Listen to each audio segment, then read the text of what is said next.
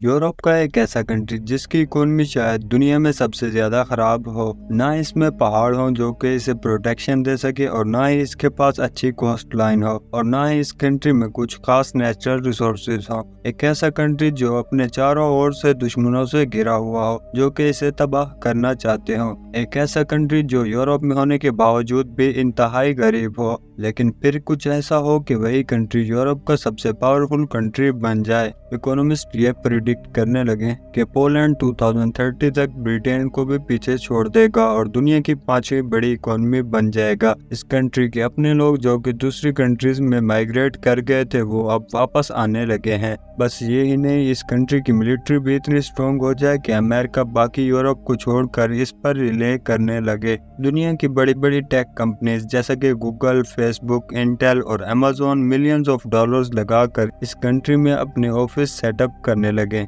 ये कोई फिक्शन नहीं है, ये स्टोरी है पोलैंड की, जिसने सिर्फ 30 सालों के अंदर ही अपनी किस्मत बदल डाली।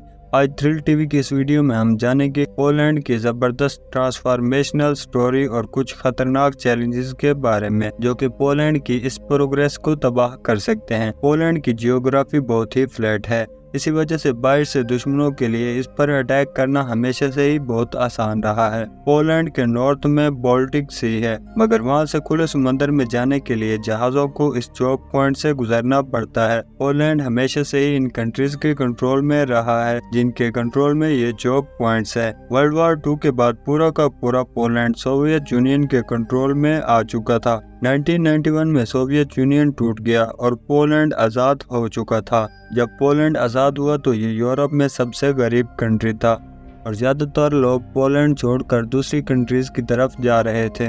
पोलैंड अब समझ चुका था कि उसे पड़ोस में दुश्मन नहीं दोस्त चाहिए, इसलिए पोलैंड ने 1999 में नेटो को ज्वाइन किया और आज 30 साल बाद पोलैंड यूरोप में सबसे अमीर कंट्री बनने जा रहा है। नेटो को ज्वाइन करते ही पोलैंड ने अपनी इकोनॉमिक पॉलिसीज को बहुत ही स्ट्रॉन्ग कर दिया था और फाइनली 2004 में पोलैंड ने यूरोपियन यूनियन को भी ज्वाइन करके अपनी सक्सेस का आखिरी दरवाजा खोल लिया। पोलैंड में लेबर कॉस्ट काफ़ी कम होने की वजह से जर्मनी, अमेरिका, यूके और फ्रांस की मैन्युफैक्चरिंग कंपनीज अपने प्लांट्स पोलैंड में लगाने लगी। फॉरेन इन्वेस्टमेंट को बढ़ाने के लिए पोलैंड ने कंपनीज को टैक्स में काफ़ी रिलैक्सेशन दी। अलबत्ता ये कंपनीज पोलैंड से जनरेट होने वाले प्रॉफिट को अपनी कंट्रीज में ट्रांसफर कर रही थी, बट पोलैंड को भी इससे काफ़ी फायदा हो रहा था। पोलैंड ने अपने लोगों को लेटेस्ट टेक्नोलॉजी की तरफ ट्रेन करना शुरू कर दिया। पोलैंड में 16 साल से ऊपर के लोगों को free of cost tech engineering, data sciences और सॉफ्टवेयर डेवलपमेंट के कोर्सेज करवाए गए।